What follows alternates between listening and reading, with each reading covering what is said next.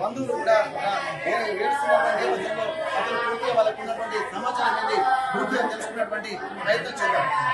హనుమకొండ నయీం నగర్లోని ఎస్ఆర్ కళాశాలలో first year చదువుతున్నటువంటి ఒక విద్యార్థిని మిట్టపల్లి శివాని అనేటువంటి అమ్మాయి ఆత్మహత్య చేసుకుందంటూ ఇక్కడ యాజమాన్యం చెప్తుంది. కానీ ఇక్కడ బంధువులు మాత్రం ఒక అనుమానాస్పద స్థితిలో ఉన్న మృతి చెందినట్టుగా గుర్తించారు.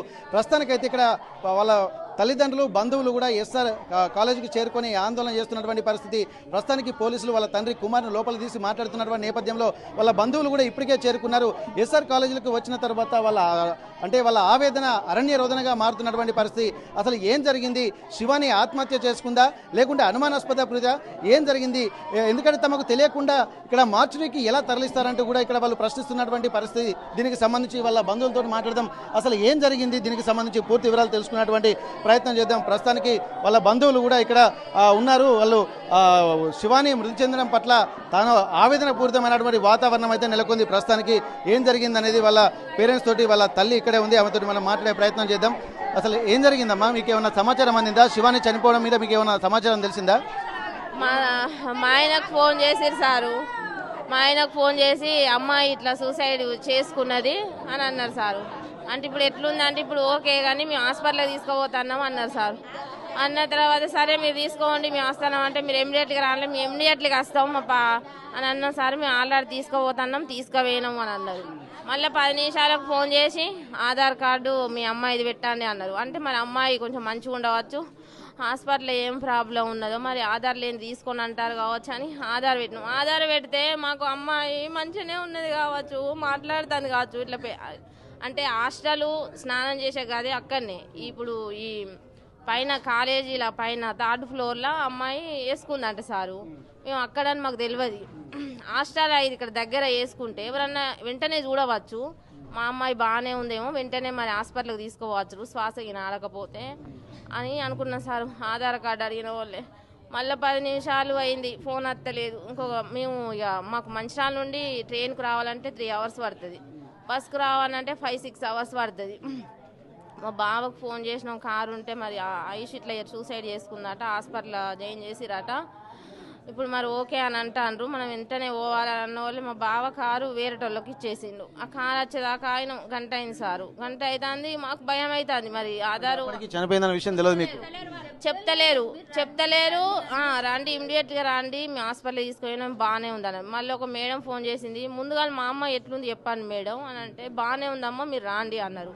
అంటే మరి రావడానికి లేట్ అవుతుంది మేడం, మేము కారు మాట్లాడుకొని వస్తున్నాం అంటే సరే రాండి అన్నారు. ఏం చెప్పలే పెట్టేసిరు. ఇక్కడికి వచ్చినాక పొద్దున 4 గంటలకు నుండి ఎవరో పక్క అమ్మాయి మా ఇంటి ముంగట అమ్మాయి 4 గంటలకు చూస్తే కనవలేదట. అమ్మాయికి కనవడపోతే వీళ్ళు ఏమనుకున్నారంటే స్నానానికి వెళ్ళింది కావచ్చు అని అనుకున్నారట. అలా 6 అవుతుందట. 6 అయినా కానీ కనబడతలేదట.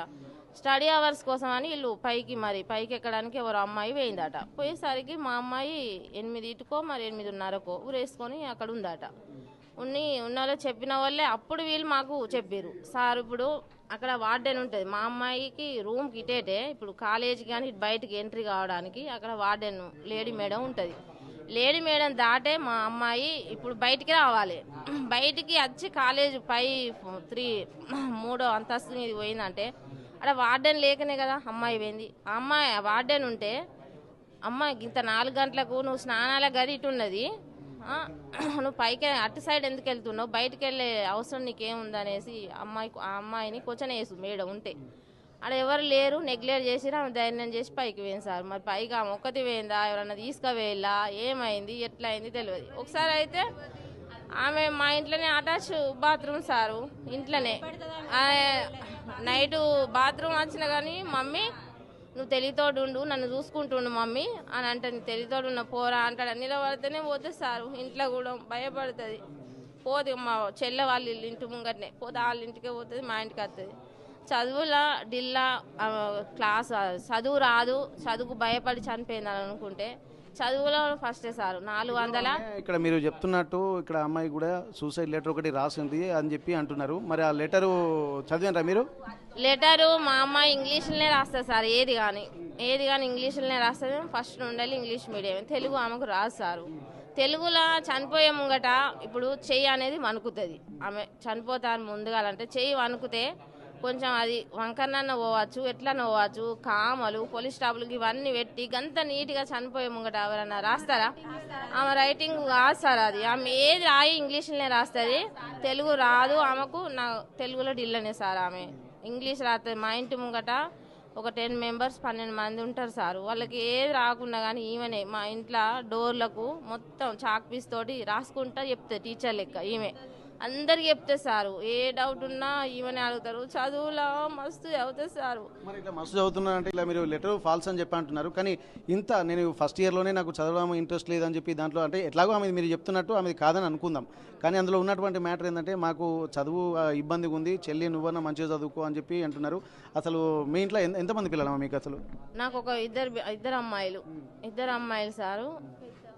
ఈమె పెద్ద అమ్మాయి, చిన్న అమ్మాయి మంచిగానే చదువుకుంటా సార్. చదువు విషయంలో మేము ఫస్ట్ ఈమెకు పాలిటెక్నిక్ రాస్తావా బిడ్డ అంటే రాసింది సారు.